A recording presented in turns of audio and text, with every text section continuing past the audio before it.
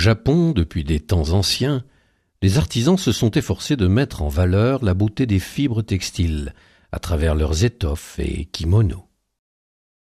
L'exposition Fiber Futures, les explorateurs de la création textile au Japon, lève le voile sur une forme d'expression artistique qui utilise comme matériaux des fibres de toutes sortes comme le fil de soie et de coton, mais aussi des fibres synthétiques ou encore différentes sortes de papier washi. À la croisée des chemins de l'art, de l'artisanat et du design, Fiber Futures tisse des liens étroits entre l'infiniment petit et le démesurément grand à travers la présentation de sculptures, tableaux et installations.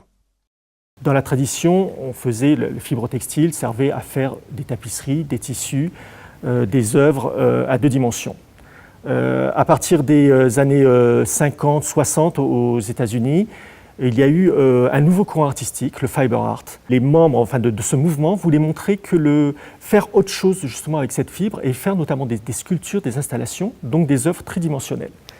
C'est quelque chose ça a été une véritable révolution. L'art textile, ou fiber art, constitue en effet un mode d'expression relativement récent, puisque les premières œuvres se réclamant d'un tel courant ont commencé à apparaître au cours des années 1960. Les États-Unis et la Suisse ont été les épicentres de cette forme d'art née avec le mouvement Nouvelle Tapisserie. Il a été suivi en France par des artistes comme Jean Lurçat, Louise Bourgeois et Annette Messager. Ce souffle neuf a également gagné le Japon, où la riche histoire de la teinture et du tissage, ainsi que la transmission des méthodes artisanales d'autrefois, ont favorisé l'apparition de nombreux artistes travaillant la fibre.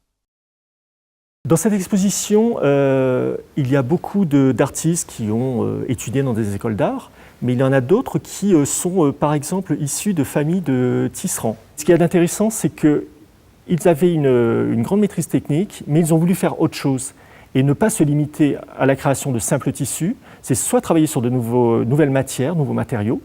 Donc Arai qui présente ici deux grands panneaux avec un symbole du Japon, enfin on retrouve vraiment le drapeau japonais. Là on voit que c'est une matière faite à base de fils, ce qu'on appelle de monofils recouvertes d'aluminium. Enfin il y a vraiment tout un travail très technique.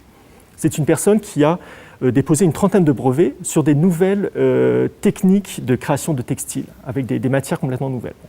Kubota, c'est un peu la même chose. Là, il utilise pour l'œuvre qu'on présente une armure toile, c'est vraiment le tissage le plus basique, mais avec du fil de pêche, donc un fil de nylon. Donc lui, ce qui lui plaît, c'est cet éclat qui est complètement artificiel. Donc il travaille beaucoup sur la lumière, sur des choses comme ça.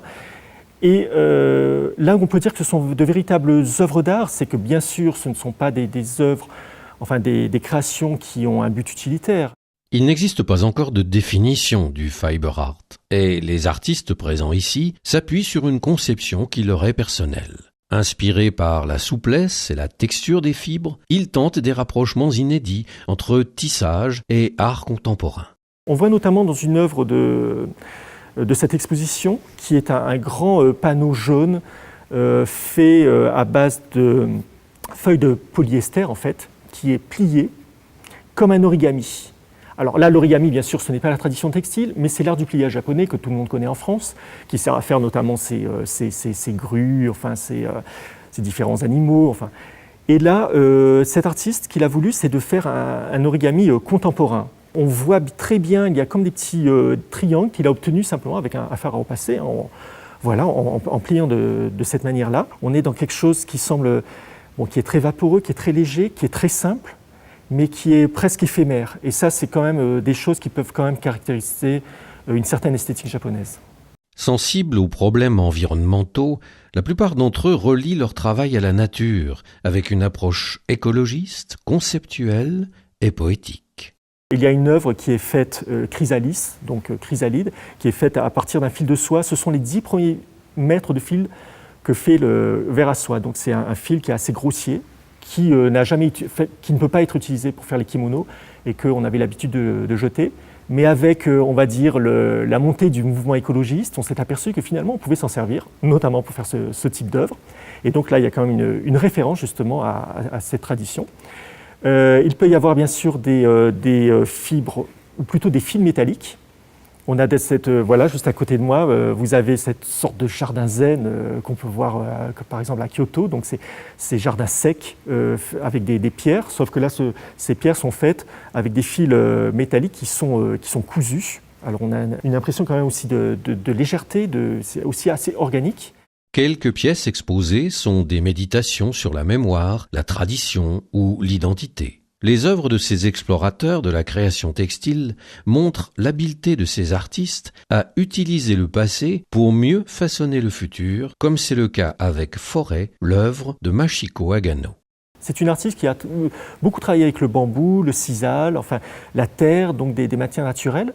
L'œuvre qu'elle présente, ce sont des feuilles miroirs sur lesquelles elle a reproduit des photos de plantes, de son environnement, chez elle, dans un parc, enfin vraiment son environnement quotidien. Et c'est une structure donc, dans laquelle notre image se reflète. Et elle, ce qu'elle a voulu montrer, c'est que finalement, même les plantes, qui sont quand même le symbole par excellence de la nature, de nos jours, elles sont beaucoup trafiquées. Il y a eu quand même la main de l'homme est très, très présente dans leur... Et elle a voulu que le visiteur, quand il voit cette œuvre, son image se reflète dans cette œuvre, et qu'il ait l'impression qu'il fait partie intégrante de cette œuvre. Et donc c'est une petite critique quand même de la société justement de surconsommation, de notre société actuelle. Une exposition qui permet de découvrir un univers d'une richesse insoupçonnée et ses plus grands représentants venus du pays du soleil levant.